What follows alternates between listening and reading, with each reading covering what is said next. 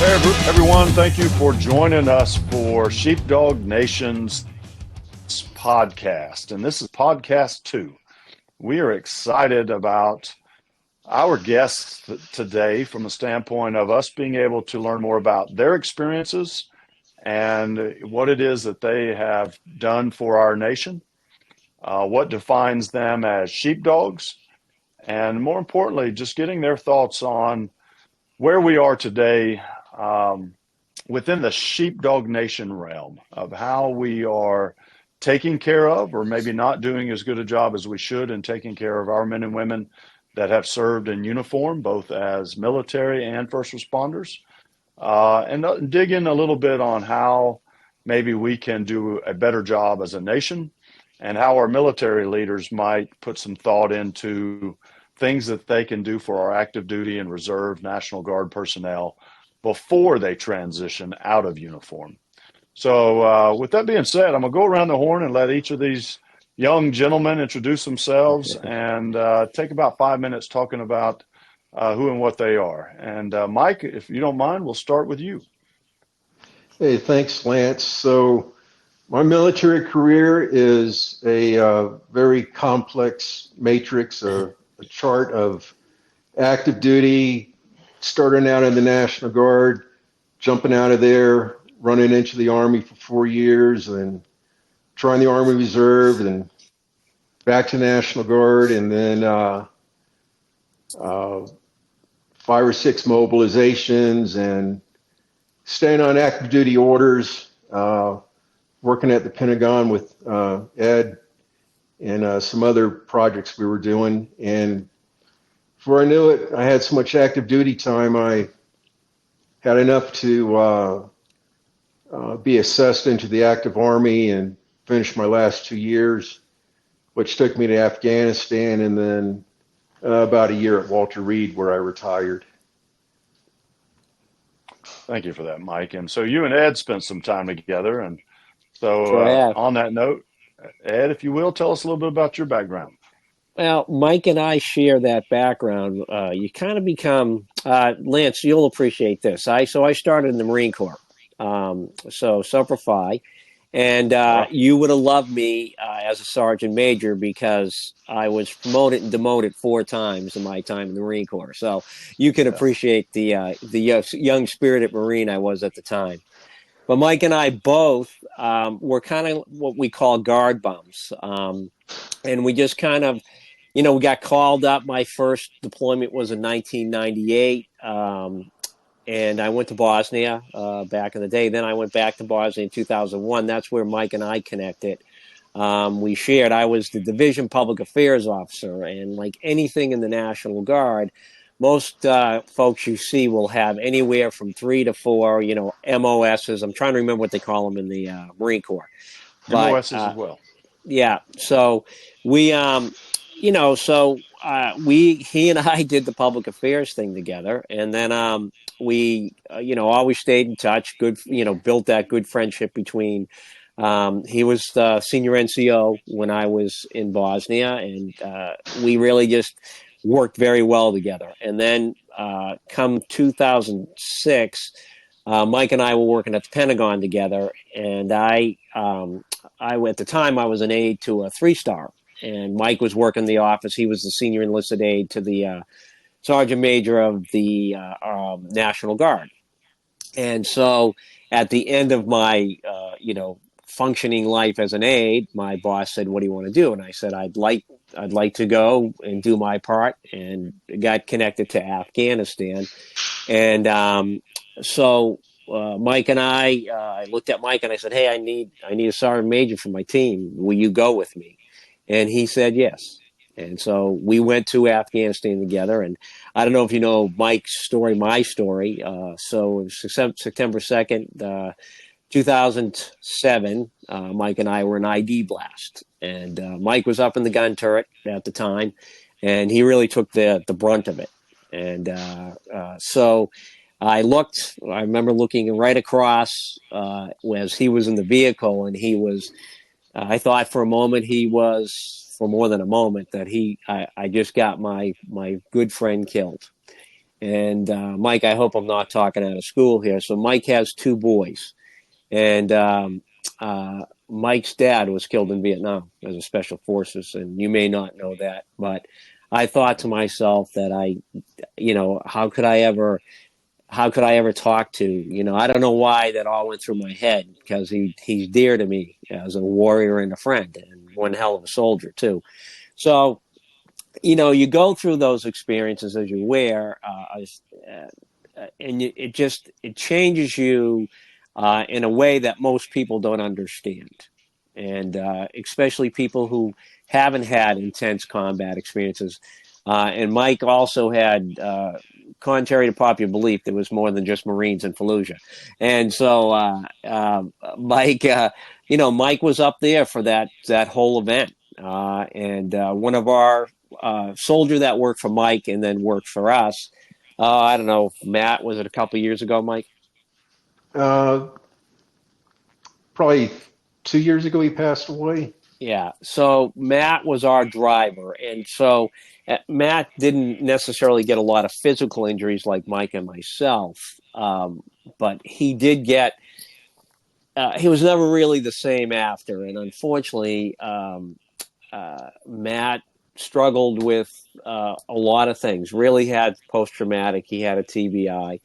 And unfortunately, he found solitude in, consumption of alcohol, and probably didn't help that he was taking some of the medications that he was taking and drinking and eating too much. And unfortunately, he had a heart attack and died. So, and as Matt went through this process, and I know we were kind of talking about, it's a great question. The Army was aware of what was going on with Matt, and they put him into they had the transition units. So I actually commanded a warrior transition unit in Fort Gordon in Georgia. So I got a lot of experience with that process of, trying to get people to start making positive choices and then helping them move out of the Army.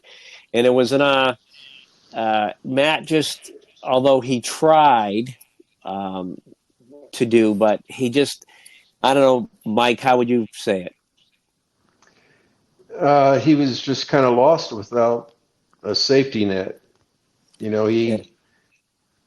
was great when he had a military unit around him, but on his own, he needed that extra guidance, I think. And there was nothing that made him prouder than wearing the uniform. That was his whole identity, and it meant a lot to him. So he was with me in Iraq, and then he was with me in Fallujah, and we needed somebody to help our command team get around Afghanistan. We had 18 combat outposts, and I called Matt and said, "Hey, if we could get you on orders, would you come over here to Afghanistan and be the driver for Colonel Larkin and myself?" And he jumped at it, and he was there, and he was instrumental, great soldier, good friend, and a very good father and a husband to his family. Yeah, and we were we stayed connected with Matt. Mike did a better job than I did, but we were one of the few that were connected to him to try to keep him, for lack of better description, going off the deep end, and but you can't be there every day. And the impact on his family was immense. So I know we're probably going down a rabbit hole here, but that's how intense it is. I feel that, we don't leave people out there to falter. And I think holistically, some of our vets just aren't built to try to navigate all these systems. I just looked at it today. I have 12 different logins for the various VA and these health, and I can deal with it, but there's got to be an easier way. I recently helped neighbor of mine. I'm going to tell you how poor this guy is. Is that me and my neighbors were cutting him firewood. I go between South Carolina and Georgia, um, and he's a vet, so we all chip in to help this guy heat his home. But it took me the better part of almost 5 years to finally get him to sit down and do a VA claim, so that he didn't have to worry about firewood, or he could get through. I mean, so listen, I don't know if these are extreme examples; these are personal examples, but it's just connecting. I mean, from the low end part, Lance. I think the connecting where we make. I mean, you have a strong organization that has a mission, right? And you guys have been very successful at focusing and providing energy with all of our your veterans, first responders, and it makes a difference. But it's the folks that slip through the cracks, and so it occupies my thoughts on what's the best way to address that. Mike, what do you think? Well, I don't know if Lance wants to participate in his podcast or not. Yeah, that's No, true. no. Hey, well, I will share, and I love listening to y'all. So please, Yeah. open that, open Pandora's box, so to speak. But I will stress that everything that you mentioned is, unfortunately, more and more of what we hear is the norm, right? Is that, we talk about suicide and the epidemic of suicide daily, but we're not talking about how many of these men and women are drinking themselves to death? How many of them are killing themselves with poor life choices that include them, turning to a life that does not involve them getting up off that couch, physical fitness, proper diet, you name it, and it leads to early death. That for me is just as powerful as if they put a gun to their head. But it's the challenge that I think for us, and that we as an organization keep going back to, is that it has to begin, the transition has to begin while they're still in the military. Because to your point, if you have a soldier, Marine, sailor, airman, guardsman, whatever the title is in the profession, first responder, of them wearing a uniform, we always talk about within Sheepdog, it's the armor.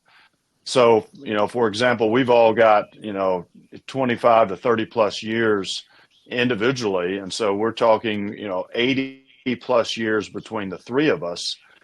How much money was invested in us, right? And we call it armor. How much armor was put on us during our service? And the challenge being that then when we transition out, how much money and time was put into helping us take that armor off? How much time and money was invested in teaching us how to transition from being a professional warfighter into now a professional civilian? And that's where the disconnect and the breakdown happens, is these men and women leave a culture, a lifestyle, and a job and enter a community that in many ways they no longer recognize, and at the same time no longer recognizes them. So it's understanding that if we're going to make a change, we can do all we can do out here on the back end.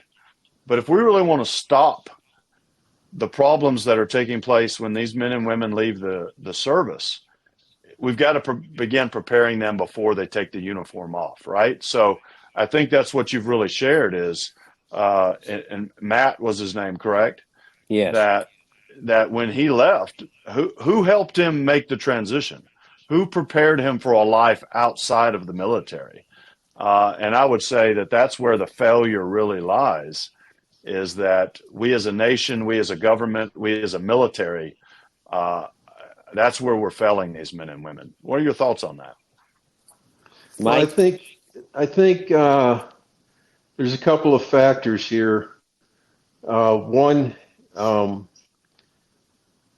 there's a lot of responsibility for the veteran to do his part to reintegrate. Mm-hmm. Okay, so he has to take some steps forward, and I think he needs or she needs kind of like, a mentor to lead them through. Because, there's the big organizations that want to help veterans, but when that person gets to where they live in, the middle of Kansas, resources are limited. I was fortunate when I retired. I was right in the D.C. region, and I couldn't swing a dead cat without hitting some veterans organization trying to help me out. So I was real fortunate. But like right now, I live in Wyoming, and I'm telling you, resources are pretty thin here, very thin. Yeah. So there's a lot of guardsmen from the Wyoming Army National Guard and the Wyoming Air National Guard that have been deploying for, the past 20 years. And I don't know where they're getting their help. The VA hospital, the only VA hospital is the one in Cheyenne. And it's a good hospital, but, its resources are limited. Specialty care has to go through the community care process. And that's a roadmap that some veterans are going to need help navigating. And it's not easy to get to, depending on where you No. live in Wyoming, right?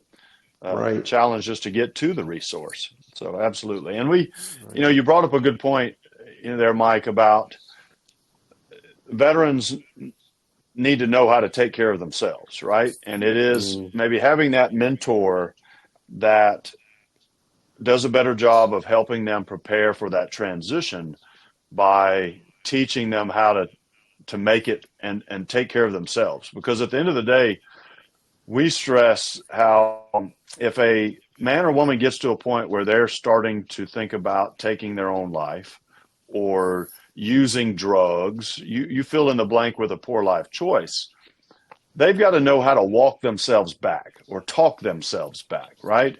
And if they don't have the training or the knowledge on how to do that, and there's no one there to help catch them when they stumble, they're ultimately going to fail. And that's a big part, I think, of the heavy side of the discussion is, all right, yeah, there's so much that the military, the government, and other nonprofits can do. But to your point, men and women have to take ownership a little bit on preparing themselves, understanding what's to come. But I think that also comes with that mentor piece. If there's no one there telling them about what's about to come or what's about to happen, it's hard to prepare for it, right? And that's where I go back to with the military. Right. The military does this amazing job of teaching you how to become a warrior. But on the backside, are we doing enough to teach them how to unbecome a warrior, right? How to transition. And, I think that's for me, the continued conversation of, yeah, we got to teach them how to take care of themselves, but who's going to teach them? Who's going to take the time to prepare them for that next journey? And I do think that's a challenging piece. Now, I have to stop for a second, and because this keeps jumping back in my head. Mike, you were the senior enlisted advisor for Ed at the time, and were you a colonel at the time, Ed, when he was your senior enlisted advisor? Well, he was at time. The first time I met Mike I was a major. You were a major then, and what rank were you when you were in that turret, Mike? I was a sergeant major, command sergeant So major. what were you doing in that turret as a sergeant major is the question I'm really going back to. Mike, you want to tell him how thin we were there? I mean, I got in the turret. I was a lieutenant colonel at the time. I was in the turret, too. We took turns driving turret. We didn't have enough. You were in the turret as well. Yeah. So you had a major, and at some point, were you a lieutenant colonel in the turret as well? I was a lieutenant colonel when I was in Afghanistan with Mike, and we ran the Brigade ETT team for the 201st Corps, as they call them. Which is Afghan. And we couldn't keep. They just didn't have enough bodies. I mean, so you saw a need, you filled a need, and that turret is a need sometimes. Well, you want to be able to shoot back. Yeah. Well, at the time, my boys were pretty young still, and I looked at some of these guys that we had working in our talk, and I just didn't want to pull one of those 18, 19-year-old guys and put them up in the gun turret. Sometimes being a good leader is not much different than being a good parent. Hey, There's a lot of similarities. it's such a powerful statement, because I'm going to tell you right now, Mike and Ed, both of you. I've worked for some amazing commanders and some amazing senior enlisted, and it just wasn't that often that you saw anyone at that level get up in a gun turret. So it speaks highly of both of you. And to your point, Mike, as leaders, setting the example. And yeah, especially as a parent now, I can imagine if you're looking at those boys and looking at and imagining them being your sons, it's powerful to say, I don't want to put my son in one of those gun turrets. I wouldn't want to put so I don't want to put someone else's son in there. So I'll jump up in it. And that speaks so highly of both of you. But yeah, we were in a bad neighborhood, you might say. So the probability of us having a significant event really started increasing each month for some reason. You get into the summer fighting season, I guess, and we became very interesting to the Taliban at that time. They really took an interest in us. Yeah. Hey, Lance, can I just go back a little bit? I don't want to retread ground here, but please do. Well, you were mentioning about the transition part, and I don't know what the Marine Corps experience was. And Mike, I know that they had some version as you transitioned from Walter Reed, but so I go down to Fort Stewart. And I go to to your point, the transition thing, and it was really just the way I left, and again, I was leaving as a colonel. It was designed for folks that were generally leaving after their first enlistment or talking about college benefits, and there was some. So it was, and for all intents and purposes, and the VA came in, and they had this real general overview, and then they're saying, hey, go to the website, right? And you're right. And so Mike and I both have done this, as probably have you and some of your teammates, right? Is if someone comes to you and asks you about how do they get connected to this process and what should they be looking at, where can you navigate this stuff, and how do you put in a claim or whatever echelon of things they need to make them healthy and whole, right? It's if I didn't have Mike as I transitioned off of active duty, and some of my other, very good friends pointing me in the right direction, reviewing things that I had written, and it's a wonderful gentleman. What's John's last name, Mike, at Walter Reed? John Dodson. Vietnam vet who was severely wounded. I think, what, John, have 2 or 3 Purple Hearts? 3 and 2 TBIs. And but his whole function in life is to mentor combat injured soldiers at Walter Reed. The guy just gives of himself, and he took the time to give himself to me. So that's the connection, right? But if you we're talking about, you got to self-motivate a little bit. So it's not only getting people connected. It's Lance, you mentioned it. How do we get people to make those healthy choices, which are to get off the couch, right? And not find solace in alcohol or drug abuse. I, just like yourself, I find solace in putting a chainsaw in my hand and cutting wood, right? Or hard physical work, as much as I can do at 62. But, and Mike's the same way. I find that guys that have gone through, and gals who have gone through very difficult situations, if you can refocus and then give them a purpose, and they really get healthier quicker. Oh, yes. And that's a huge part of when we talk about that transition. You go from feeling like you have a purpose to then wondering what your purpose is. What's next for me? Now, on that side, I'd like to touch on that a little bit more, but we're going to take a quick break, and we're going to come back with Ed and Mike and dig a little bit more into that purpose side, but then also we're going to ask them a few questions about their favorite part of their service, some of the things that they saw that they really loved or laughed at maybe, and then a couple of the harder things that they maybe saw in the men and women that they served that they appreciate the most. But with that being said, we'll be right back here at Sheepdog Nation. Thank you as always for joining us, and we'll be right back. Hey everybody, Sergeant Major Lance Nutt here, founder and president of Sheepdog Impact Assistance. Here today to talk to you about the importance of getting up off the couch. Our organization is focused on reminding our combat veterans and our first responders that have been injured in the line of duty. And when we talk about injuries, combat stress, whatever that might be, both physical and emotional, both being those trigger points on why a lot of times you might find yourself at home sitting on that couch. Our organization obviously is focused on getting you up off that couch. And whether that's through disaster response opportunities to continue serving through a disaster response mission, or through our outdoor adventure program, taking our veterans and first responders hunting, fishing, camping, hiking, canoeing, skydiving, scuba diving, snowmobiling, you name it. If basket weaving underwater is what helps get you up off that couch, we're dedicated to doing just that. So, hey, one, when was the last time you got off the couch? Two, if you haven't recently, why and what is it going to take to get you there? One of the simplest things you can do for body and mind in getting off that couch can be as simple as walking around your neighborhood, finding a trail, you name it. Just get up off your butt and engage in life in a positive way. All right?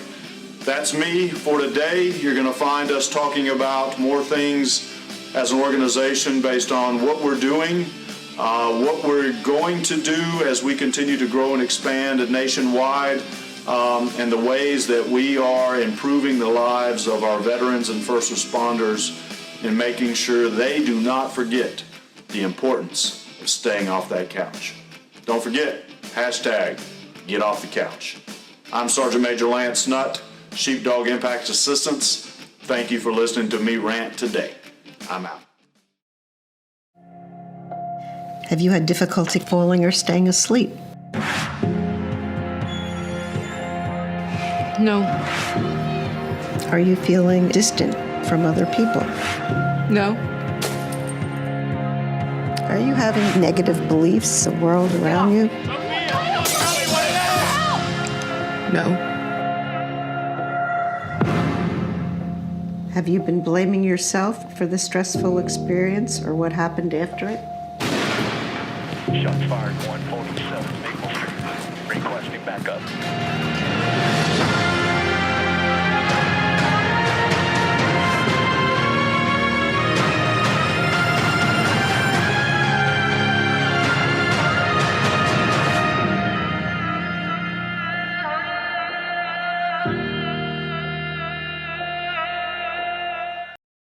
All right, hey, we're back with Sheepdog Nation.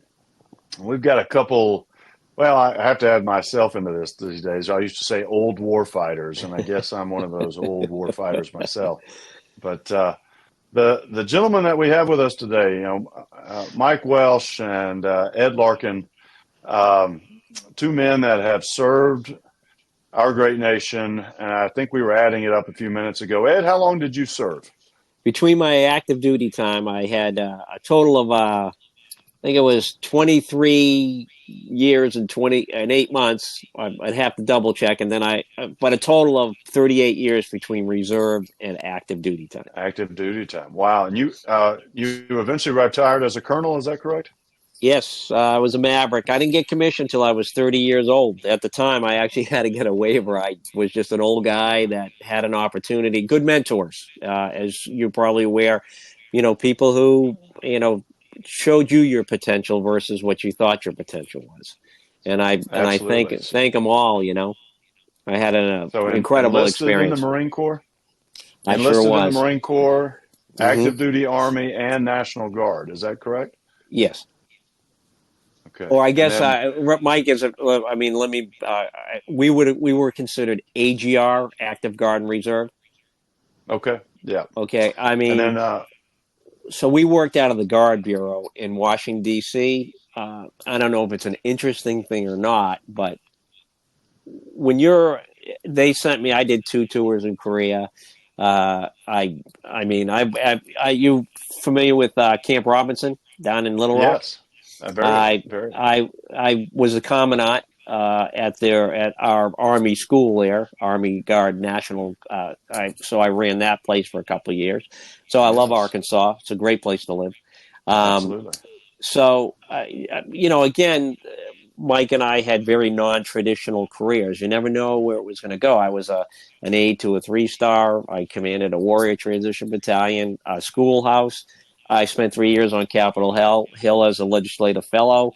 So it was really super lucky to have these really vast and different experiences. Not a traditional career path for an Army soldier, officer for sure. The other thing is that Mike will talk about this a little bit maybe, but we work with first responders all the time. There was we would work Yeah. with, so, the National Guard has that dual role, right? There's state missions, and then, so the governor owns you, and anytime there's a hurricane I mean, both Mike and I can remember being up in Massachusetts, driving around in a deuce and a half, picking up people out by Revere Beach where there was, flooding, and they couldn't get out of the houses. So we were putting them in the back of a 5-ton. So, so that's the interesting thing about the National Guard is it's its own interesting and unique animal, but serves that great dual role as a Federal Reserve and the availability to the governor. Absolutely. And I look back at my own career, active duty and reserve and, being deployed on both active and reserve statuses, just the element. And I learned quickly how to appreciate that citizen soldier, right? Of citizen Marine, citizen whatever that was in uniform. So unique from the standpoint of looking at the experiences that those men and women brought to the fight, especially if you had a full-time job as an electrician or a plumber or a doctor or whatever, and then you put your uniform on and you may be doing a job that had in the military that had nothing to do with what you were doing in the civilian side. So a very important role from the standpoint of what the Guard has done for our nation. And obviously, y'all have both experienced that. Now, Mike, you retired as a sergeant major, and how many years did you spend total? I think it was 22 active, and then I think I had 5 that were reserve time. Okay. So if I'm adding it up correctly, we're the 3 of us just shy of 100 years of service here. Mm-hmm. And, the one thing that, Mike, always stands out to me. I know in an earlier conversation, you talked about retiring as a sergeant major, and someone said, well, you were a command sergeant major, and you spent time as a command sergeant major, but then retired in I believe, a non-command sergeant major billet. And right. It's one of those things that as a Marine, it took me a while to really understand what was going on in the Army and the National Guard, because if you're a Marine sergeant major, you are a command sergeant major, period, because that's the only billet you can fill, is that as a sergeant major to a commander, as a senior enlisted advisor. And then I learned how multifaceted the Army used its senior enlisted, whether it was jumping from first sergeant to master sergeant back to first sergeant, and how you could be a sergeant major but not be a command sergeant major.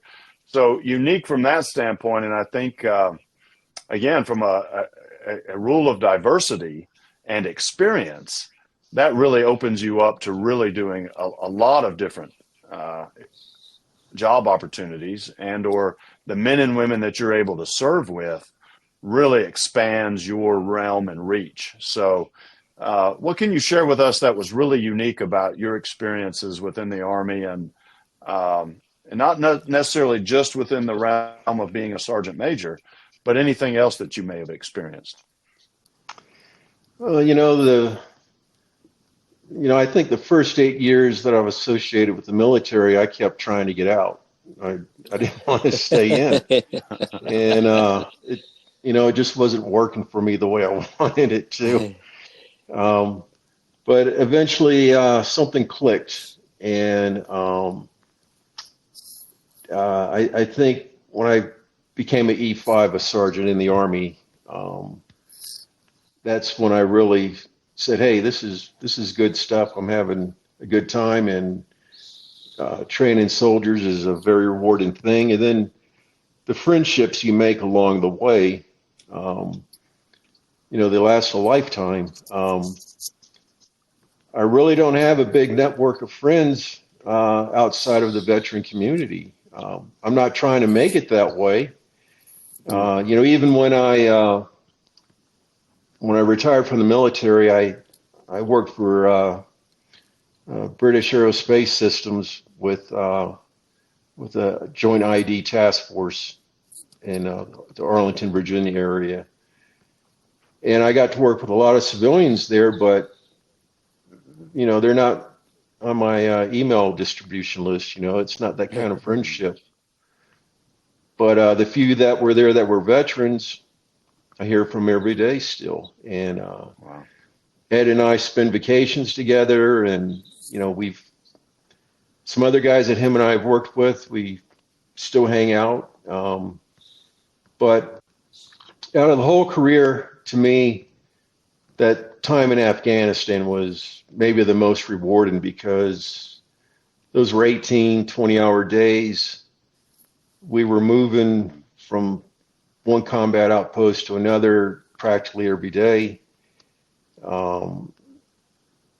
The rapid planning that had to be done to execute the mission, having a comms NCO that could get our radios prepped and ready to roll all the time for us, just that uniqueness. I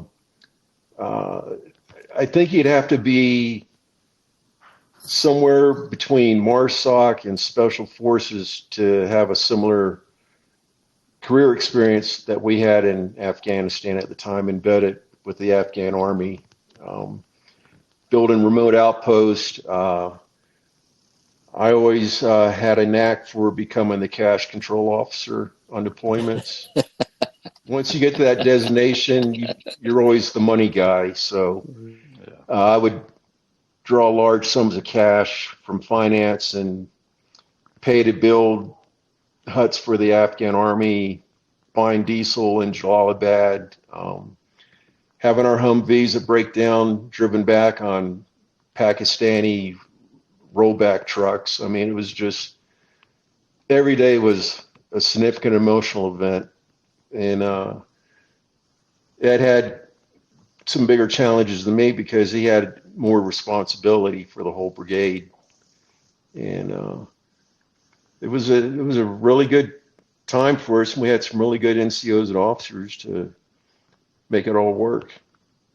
No, that's powerful. You say all of that, and I start having flashbacks of my own, of those, the hardest experiences sometimes are the most rewarding, right? It's those, like to your point, 18, 20-hour days where you're like, how on earth are we going to make it through this?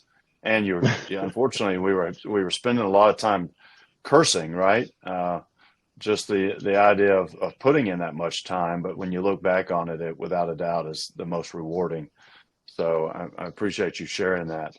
Did we lose Ed? I think we may have lost Ed, so maybe he'll pop back on here with us in a second. Okay. Now did I do want to ask about, obviously, a trying time in your life, and I think for any man or woman that served in uniform and has suffered injuries, both physical and emotional. And I don't know if I fully know your story of when, obviously, you were hurt in that turret. What amount of damage was done, and what did you kind of go through? Did you end up in Bethesda? At the time, we still had the Army running Walter Reed and the Navy running Bethesda. Okay, Walter so Reed. I ended up at Walter Reed in the beginning. And then as years went by, I started getting things done at Bethesda because everything transitioned there, and my last 3 or 4 surgeries were at Bethesda. But as far as when we got blown up, the first thing I want to point out is because we were a joint task force over there, our higher headquarters was, I think it was the 12th Marine Corps or 12th Battalion. I don't know what they were actually. So our higher headquarters were some really tough, hard to get along Marines in the beginning. But we wore them Imagine down. that, right? Yeah, we found some common ground, and really, you start relying on each other, and everybody's trying to accomplish the same thing. Sorry, He's back. I bopped out there for a minute, just froze, and I just forget. What I want to go to with this, Lance, is we were transitioning from like one of the main bases in Afghanistan to go back down to where we had our brigade talk set up in Jalalabad, Jaff Air Base in eastern Afghanistan. And as we're leaving Kabul, we blow a hose on our radiator, or the radiator blew on our Humvee. So we pull into our camp that has our Marine headquarters that we're underneath. And our very tricky, sly chief warrant officer that we had, our maintenance warrant officer, was a former Marine, and he had a great relationship with the Marine headquarters there. And he talked to their first sergeant and got them to loan us a literally brand new Humvee that the Marines stole from the Air Force, from Bagram Air Force Base. Right. No surprise there. And that's the Humvee we were in when we got attacked. And if we weren't in that one, we wouldn't be alive today. Yeah. They wanted us to bring it back like in new condition. They were very adamant about how clean it had to be when it came back. Kind of sent it back, all right.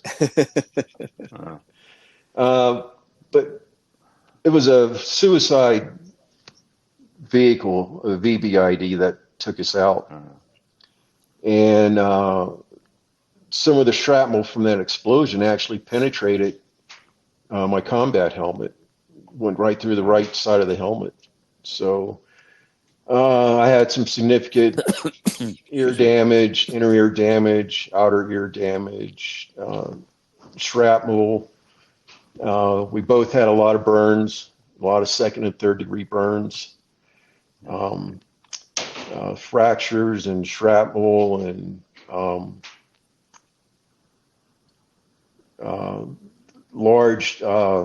had a large lump on the back of my head, which ended up was the result of me losing a lot of my balance. And I had some speech issues, and I was in some pretty intense rehab for a couple of years, which I was fortunate to live near all these resources, right? I had Walter Reed, I had Bethesda. So, I got into the polytrauma program at the VA, and,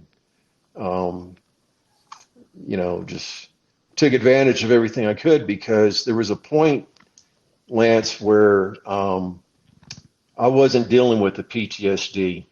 I was just trying to suppress it, and it was bleeding out into the work that I was trying to do after I retired. I carried it to work with me.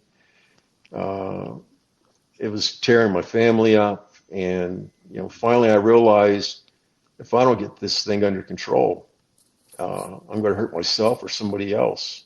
And I really engaged everything that I could for trying to heal myself. And it's a long road to recovery, but we got to get out there and we got to seek the help. It's not going to come to us. Either we got to find it, or somebody's got to take us to it. and then we got to make the commitment to be responsible to stay with it. You know, a lot of veterans, maybe you guys have seen this, you help them out with their VA disability claim, and once that's they get their award letter from the VA, whatever disability they're determined to have, they break contact. They're done. You know, they stop going to their VA appointments. They pull out of PTSD sessions, counseling, you know, peer groups, whatever. And so, you know, you don't get a medication or a pill that's going to fix this.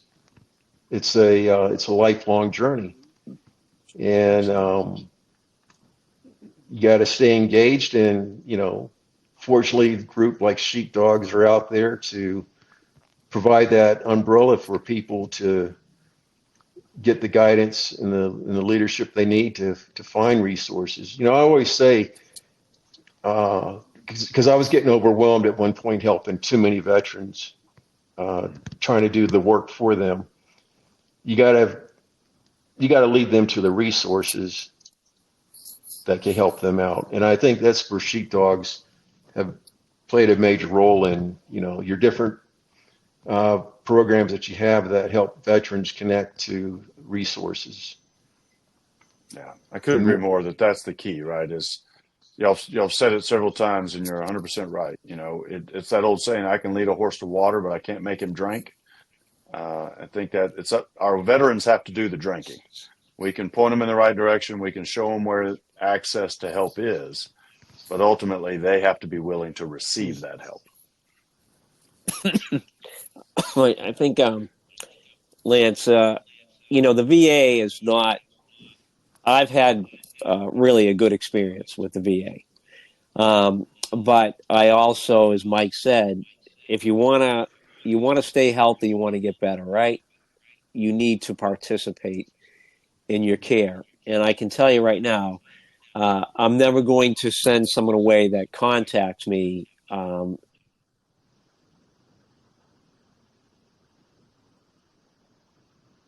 And what happened?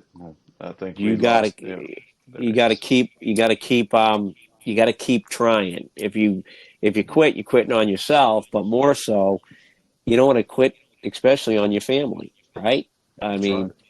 And so, you know, the three pillars, right? Which is, you know, good choices. I think, you know, won't go down this road too far, but faith is plays a big part. Absolutely. And being physically active. I mean, it solves, you know, I'm not simplifying it. Those are all things you got to participate in, right? You're right. And so it's, you know, if you don't do it, then you're not going to get better.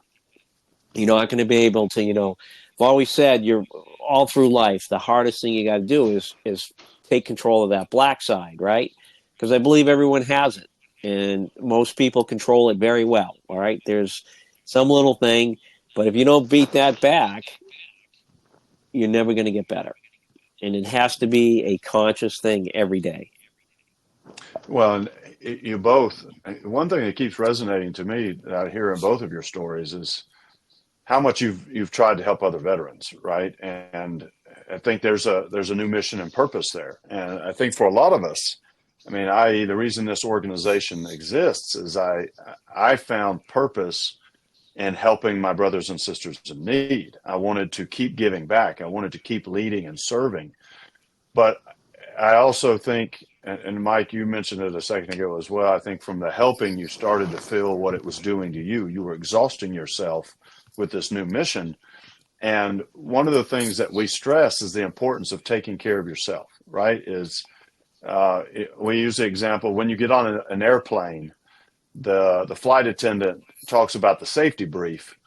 And one of the first things they say is when the oxygen mask drops from the ceiling, you've got to put it on yourself before you help anyone else, right? Because if you don't take care of you, you're going to die and kill the people you're trying to help, because you've not first ensured your own security and safety. And that goes back to, I think, the importance of, I know I've felt it, Mike, I think you alluded to it as well, is that it can exhaust you if you're not making sure you're taking care of yourself. But that goes out to every veteran, no matter what it is that what road you take or what new path or journey you experience. Don't forget about the importance of self-care. Don't forget about the importance of recognizing what you need to do to ensure that you're in a healthy place, because you can't take care of your family properly if you're not taking care of you. If you're not doing the things that are important to you being in a good physical and mental and a place of faith, that if that's part of what helps balance you, then it's critical that you bring those together. So I tell you, unfortunately, I know we're running out of time, and I can't say thank you enough to both of you for your service and the sacrifices that you've made for our nation. I always say it's about service, sacrifice, and a willingness to fight. And that fighting isn't always just the literal going out there and shooting at the bad guy.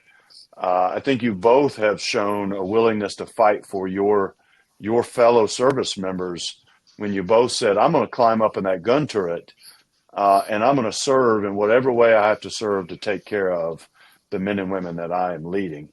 On that note, I would like to end with something from both of you. I always like to end on a really positive or happy note as much as we can. If you can share a quick funny story or funny experience that you look back on and maybe makes you chuckle or makes you laugh.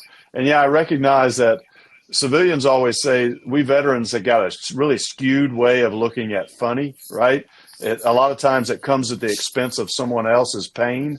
I always laugh when I think about the gas chamber and us walking out of there in pain and snot hanging down to our feet and people crying like little babies, which I was one of, unfortunately coming out of there. Yeah. But it is those things that sometimes we look back on with fondness and, again, a little bit of a chuckle.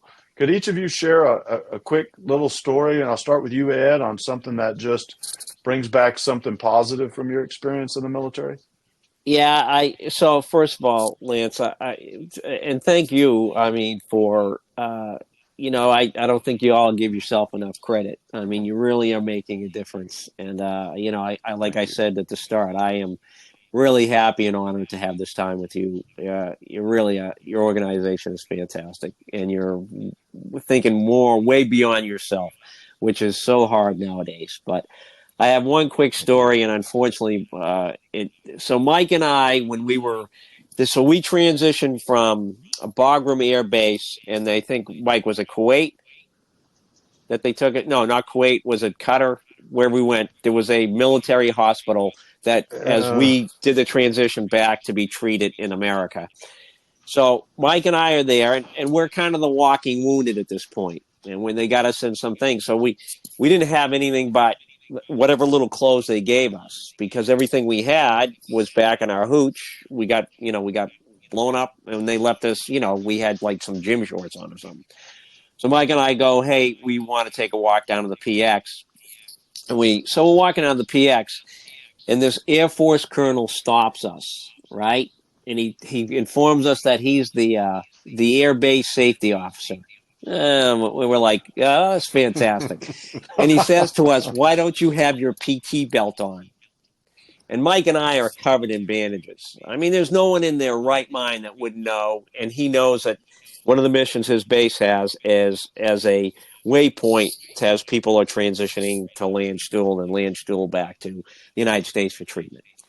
And so we look at him and we're like, are you kidding me? Are you out of your mind? So Mike's a little angry at this point, and Mike lurches at this guy. Right? I got to grab Mike and hang on to him for dear life because he's going to choke this Air Force colonel out. But it was almost surreal because, you see it like, the old war movies where, they call them the rear end, rump, right? Rear area MFs, right? And he's just this pogue. And we not even 24 hours, we were in day-to-day combat. right? And this guy's worried about a PT belt. We thought it was the most ridiculous thing in the world, but I did save Mike from getting a court-martial for strangling a colonel. So I do feel like I really did serve my country on that day. Absolutely, and I do. I think we've all got stories similar to that where, you come back filthy. I can remember walking into a chow hall. This was Desert Shield, Desert Storm. We'd been up on the front line. We come back to an air base, Al Jabal, I think was the name of it. We're just filthy, haven't showered in, 3 or 4 weeks. And in walks someone that, has showered probably twice a day, looks at us and how filthy we are, and immediately starts to give us the riot act of how dare we walk into this chow hall so filthy, right? So, and luckily, I was a young Lance Corporal at the time in the Marine Corps. And fortunately, I had a master sergeant that stepped up and grabbed this captain and read him the riot act on, why he wasn't to talk to us that way, right? So I appreciate those because that brought, again, talking about memories, that brought back that memory that I hadn't thought of in a long time and just how crazy that is. So, Mike, what's a quick one on your end? Well, I'm not sure which one to bring up, but I'd rather share with you because I don't think you know the reason I joined sheepdogs. No. Well, I got to change location here. My dogs are going nuts here. Speaking of dogs, right?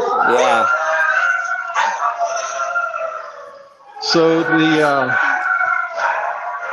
the reason I joined the sheepdogs, everybody has a reason, I guess. At the time, I was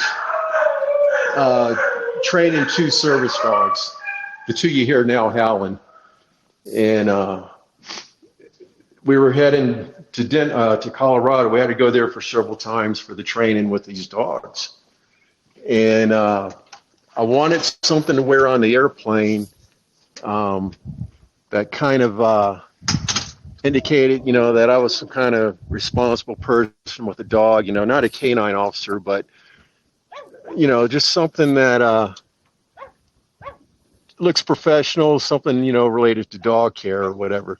So I'm on the internet and I'm searching for, shirts and hats. And I don't know why Google did this. Sheepdogs pop up. And at the time you guys were offering, you join sheepdogs, you pay your one-time membership fee, you get like 2 T-shirts, a golf shirt, and then a hat. I said, hey, that'll look good on the airplane. I'm joining.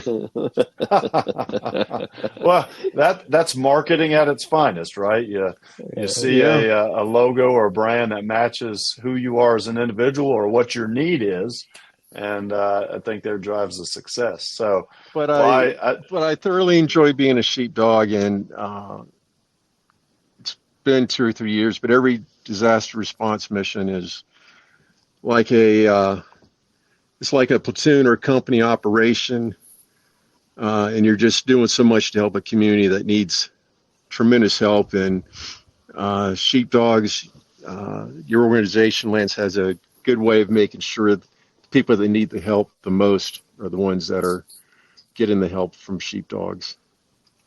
I appreciate that. And when you said that, Mike, I was thinking that each disaster mission for me a lot of times feels like a reunion.